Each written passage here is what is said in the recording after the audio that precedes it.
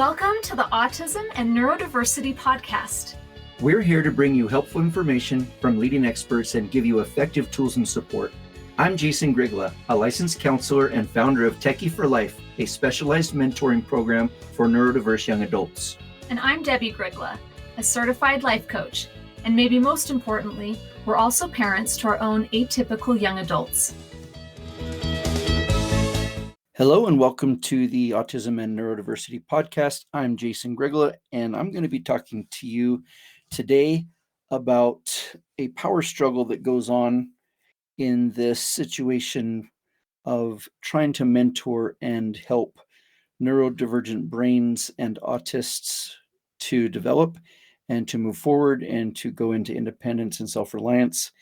And this is a common discussion that I have with many parents who are struggling with trying to figure out whether their child is just selfish, lazy, and immature and wantonly impulsive or mean, and whether it's their brain, their developmental disability, their autism, or something that they didn't choose or can't control.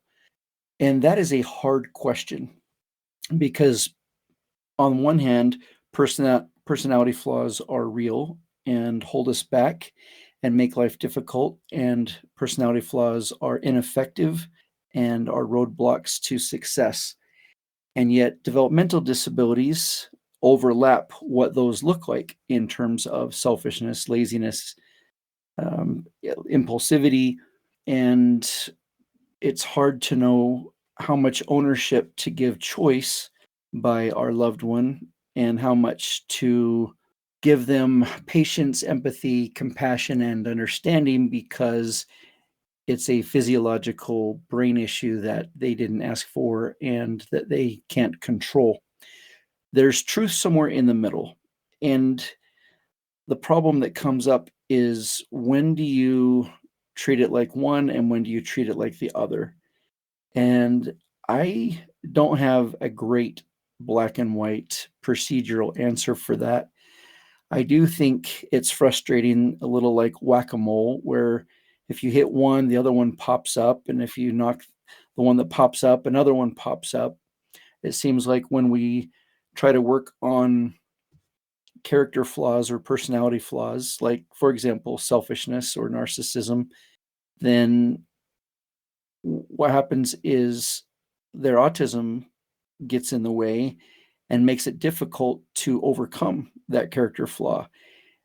And if we're working on developmental disability issues, for example, organization or resiliency and hard work, then the character flaws of laziness and impulsivity get in the way. And you're like, is that ADHD or is that actual laziness and impulsivity? And it's hard. It's hard to judge. It's hard to assess. And those two are different things. We can talk about that another time. But when you work on one, the other one pops up.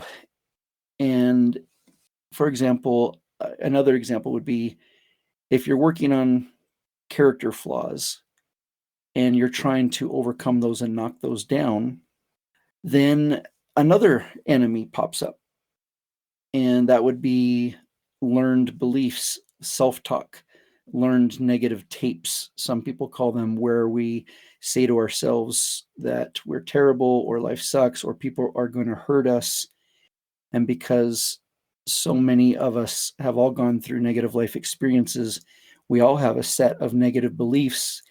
And because neurodivergents and autistics are way more similar than dissimilar to other humans, they have the same issue of overcoming negative beliefs and learned self-talk.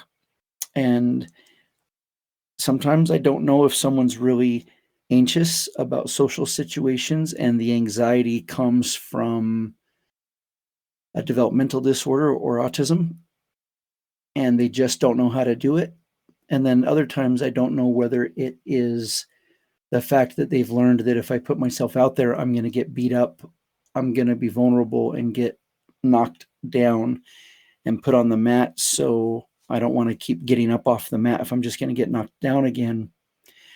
And if I focus on the beliefs in their brain, then a lot of times the developmental disability or the lack of insight keeps them from understanding why they're doing what they're doing with that defense mechanism. And they have a harder time having insight where they can choose to change their belief system and their perspective, and therefore change their behavior and their choices and their environment and their outcomes.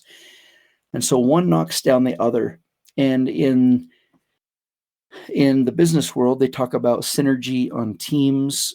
And in the sports world, they talk about synergy where you get 1 + 1 not equaling 2, but that the sum of 1 + 1 in synergy is 3, but it's because together they are much stronger than individually alone. And that's true with the flaws of personality and character, along with the beliefs in life that they've learned about themselves and about socializing or success or adulting or whatever it is that they're afraid of or avoiding. And then on top of that, there's another one where they really have the disability where their brain doesn't work the same and things are much harder to accomplish. And maybe they're not even capable of accomplishing those things. And so 1 + 1 + 1 is like 5 or 6 or 9. And that's why it's so hard to be neurodivergent, is working on one at a time and knocking those out doesn't work. We have to have a solution to all of them at the same time. And we'll talk about some solutions for that in a minute. But there is a flip side to those negatives. And on the flip side, or the other side of the coin, the other edge of the sword, is that if they have a good heart and they want good things, so they have a personality that isn't destroyed or caustic or mean-spirited or just plain bratty, which very few people actually have. If they're a good person with a good heart and they have an external environment full of people who want to mentor, help, and support and serve, if they have an environment that tries to meet their needs and build them up and walk with them and hold their hand, that also is synergistic. And so if they're a good person with a good heart, that's one. And if they have an external environment that is helpful, that's 2. And those 2 together definitely equal more than 2. 1 + 1 is 3 or 4 or 5, because those things build up. And a third one would be not just a good heart to be a good person, but an attitude of willingness and submission, which is a really hard quality to find in most people. And I don't know that it's any harder to find it in those who are neurodivergent, but it's an important quality. And if someone's willing, they can always become capable or maximize success to be capable. And I know we've talked about this before, but if they're not willing, it doesn't matter if they are capable because they won't try. And if they're not willing and not capable, then nothing positive is going to happen developmentally and life-wise. At the same time, if they're willing, they can become capable through practice and hard work and effort, especially if they have mentors and an environment in their life that helps them move forward. So they do counter each other, but it is so much more sophisticated than just focusing on one thing at a time. It's almost like having to learn how to bat a baseball and how to throw the ball at the exact same time. And how unfair is that? That is so not realistic.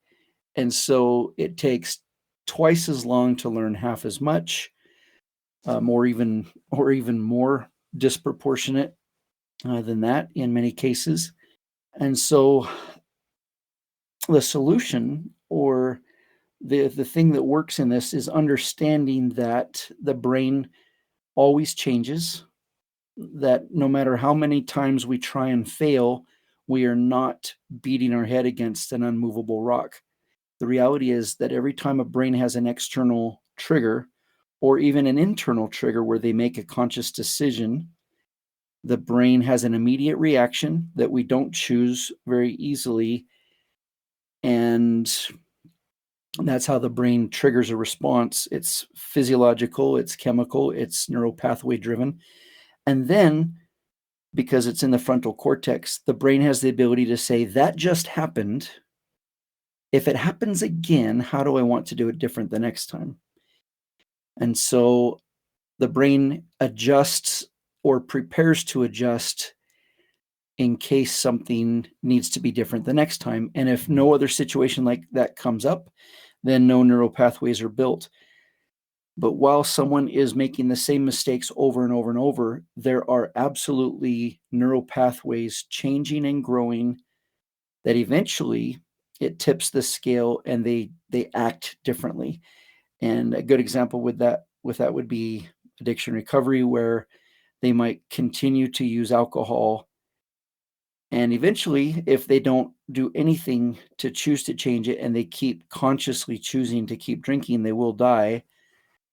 But at the same time, most alcoholics or addicts, by far most, not just a few select lucky people, but by far most alcoholics finally have their last drink or finally do their last gambling, and eventually their brain had enough interactions that eventually the choice and the action outcome changed.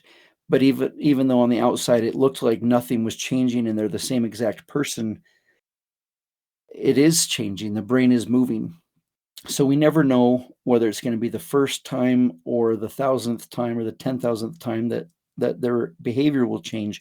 Our job is just to keep being there to help support and provide an environment where they're good heart and where they have mentoring and support, and we are cheerleaders more than dictators. An environment where they are out of their lower limbic brain and out of fight or flight mode so that they can be in their frontal cortex, but be uncomfortable with a situation so that their brain can feel the discomfort and want to make a change. So the brain doesn't change its neural pathways if we're in crises. But after the crises, when we've calmed down a little bit, our brain can then have some sort of understanding and change. But it has to be when we're not in crises any longer.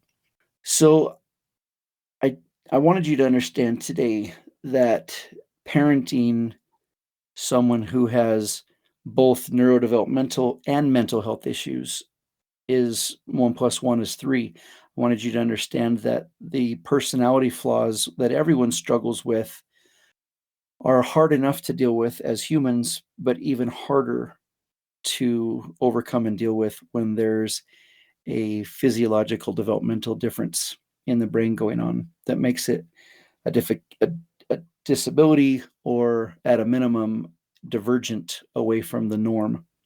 So don't get too frustrated about the whack-a-mole when you think you've dealt with selfishness and it returns. Just know that that's the disability side and not the choice of the teen, young adult, neurodivergent.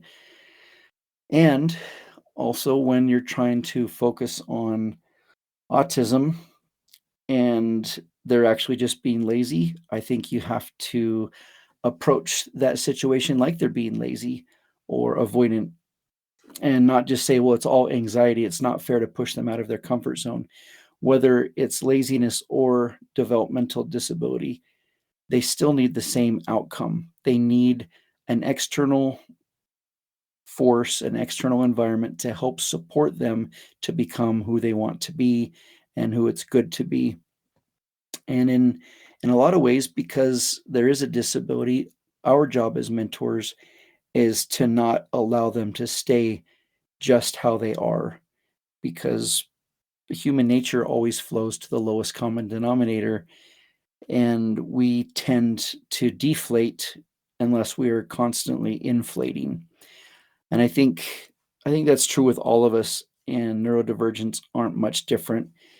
We constantly have to be working on ourselves so that we're not backsliding and regressing. I don't know if that's very helpful, but it's something that's been on my mind as harder than parenting neurotypicals. And the more we understand, the better parents and mentors we become. I hope you have a great day, and thanks for listening. We'll talk to you soon. Thanks for joining us on this episode of Autism and Neurodiversity with Jason and Debbie. If you want to learn more about our work, come visit us at jasondebbie.com. That's JASONDEBBIE.com.